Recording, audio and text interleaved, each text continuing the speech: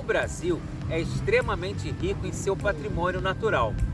Hoje vamos conhecer a trilha da Ponta da Farinha, a paisagem sobre outra perspectiva. O que essas rochas contam? Tá curtindo os nossos vídeos? Já tá inscrito? Vem com a gente na mochila!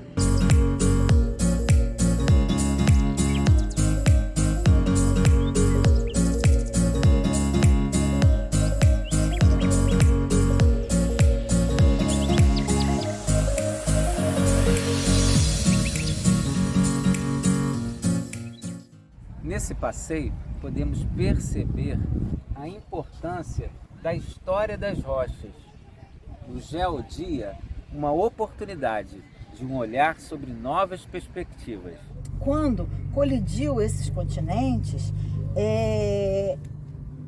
o último ponto a se fechar dentro desse processo todo foi aqui a região que a gente chama região dos lagos, essa região do estado do Rio de Janeiro. 500 milhões de anos, então a gente teve uma colisão e fechou esse continente. Depois ele colide com o Laurasia e forma Pangeia. Então Pangeia só formou depois, Gondwana é anterior, sabe? E depois que quebra também, Pangeia, Gondwana continua, só quebra depois de que Pangeia se desfaz. Então a gente tem um continente muito importante na história da Terra. O percurso do Geodia, o reconhecimento de cada detalhe das rochas. E tem ainda um outro mineral aqui, que é a magnetita, que é um mineral magnético. Se eu não me engano, ele está por aqui. Ó. Deixa eu ver se... Ele tem imã? Aqui tem. Isso aqui tem imã. Aqui. Vai lá, puxa você. Segura aqui. Vê se tá com imã. Caramba! Puxa aí. Tá com imã. Tá com imã? Legal. Iniciamos nossa trajetória nesse território pela Pedra da Salga. Aqui, um ponto cultural. A pedra é utilizada até hoje pelos pescadores para salga e limpeza dos peixes. Essa rocha ela tem 2 bilhões de anos.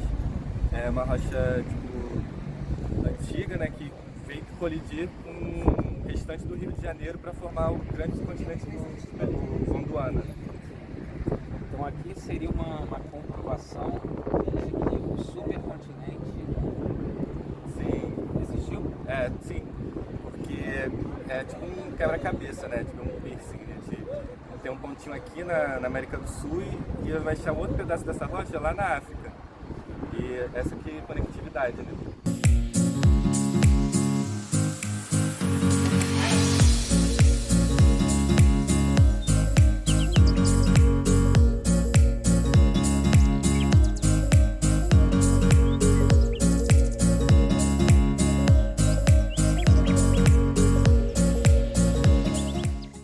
Ao longo de todo o percurso, nos acompanha a Laguna Araruama, nesse trecho fazendo parte do programa Bandeira Azul.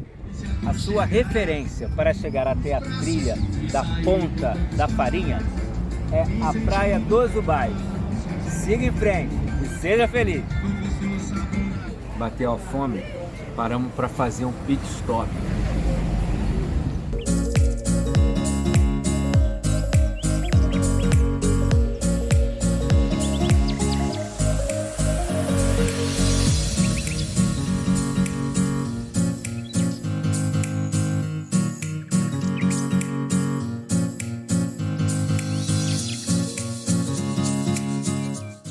O que essas rochas contam pra gente?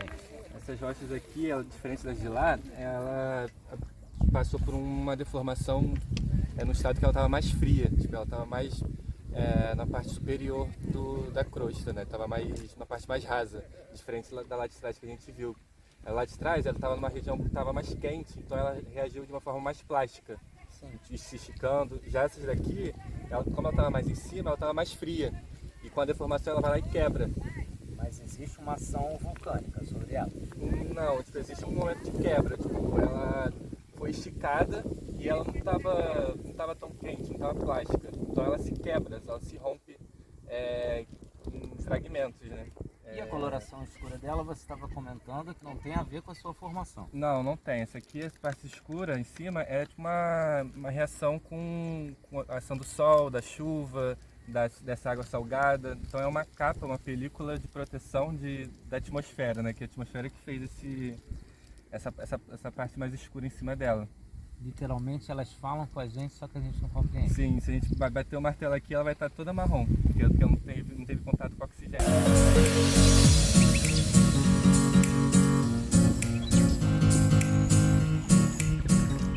Nós estamos aqui com Francisco Faria. Ele faz parte da Guarda Ambiental. Então, Francisco, que tipo de cuidado é necessário ao se visitar uma área de proteção ambiental?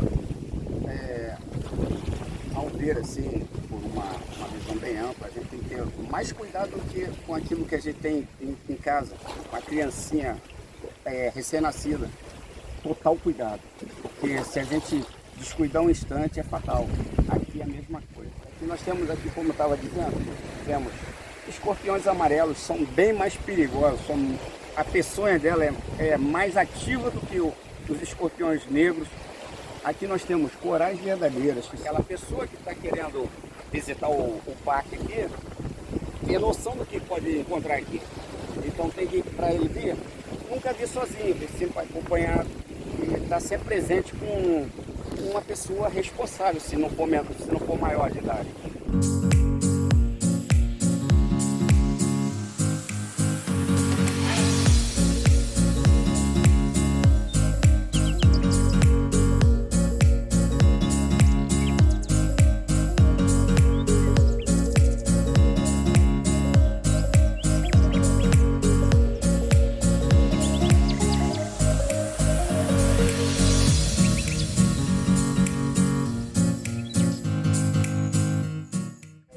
Tem pedaços daquela que a gente viu lá, pedaço ela tem do lado de lá também, e tem sempre colando em volta dela sílica, ou seja, material que foi movido daqui dessa rocha e colou. Essas rochas, estão vendo? Se vocês prestarem atenção, parece umas alfacinhas, agora é bem lisinha, tá vendo? Esses são líquidos, é uma associação simbiótica entre algas e fungos.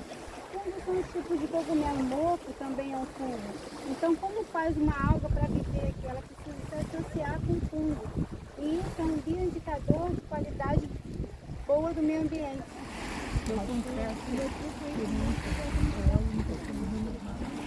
Mais uma vez encontramos as rochas que nos contam história. O que ele pode dizer dessas rochas?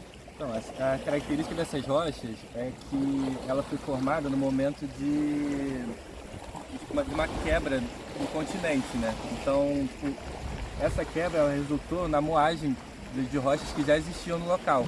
Então, se a gente chegar perto dessas rochas, a gente vai ver que ela foi feita de um fragmento de uma rocha que já existia.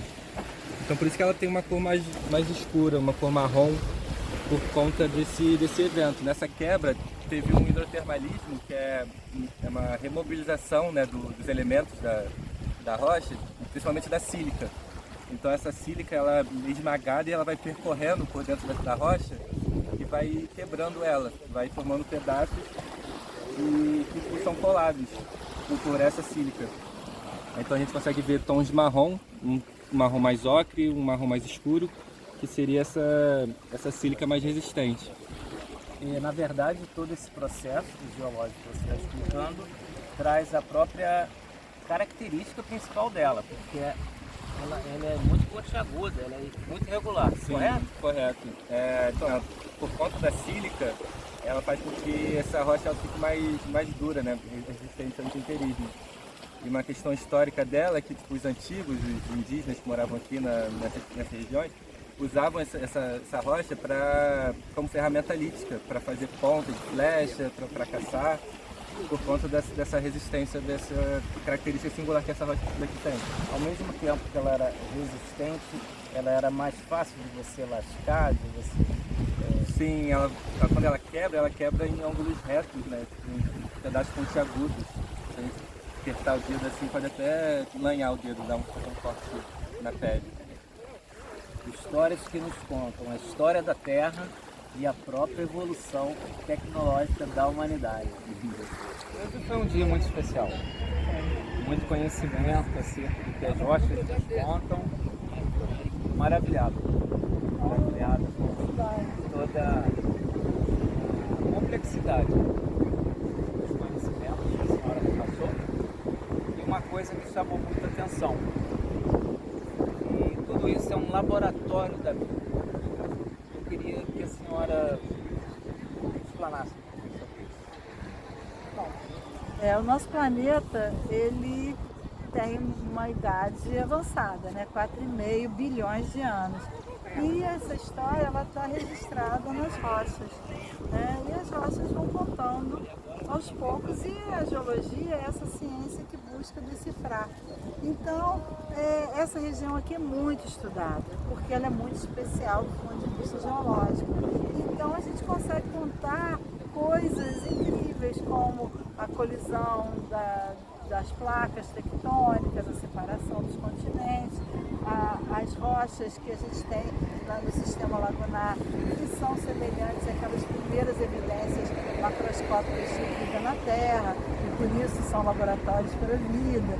Então a gente tem aqui tanta história para contar que um dia até é pouco, mas o interesse das pessoas aqui foi muito especial. As pessoas realmente ficaram muito interessadas e a gente pôde contar um pouquinho do que a ciência geológica já pesquisa há muito tempo aqui, né? E há quantos anos a senhora está envolvida nesse processo de pesquisa geológica da região dos lagos? Olha, desde 2001, base 2001, eu estou envolvida aqui com a questão da pesquisa e da divulgação da ciência. Porque eu acho que a gente fazer pesquisa e não divulgar, a gente mantém um conhecimento encastelado dentro de um espaço acadêmico. Mas, na verdade, essa história é tão bacana e ela produz tanto encantamento nas pessoas e esse sentido de pertencimento em quem vive no lugar, conhecendo a história maravilhosa que tem. Eu acho que tudo isso faz realmente sentido de fazer a divulgação científica. É isso que anima a gente. E qual o papel do projeto Geoparque dentro desse contexto de pesquisa e de pertencimento das pessoas ao local que habitam? Hoje a gente tem um pouquinho do papel, que é trazer esse encantamento para as pessoas conhecerem isso.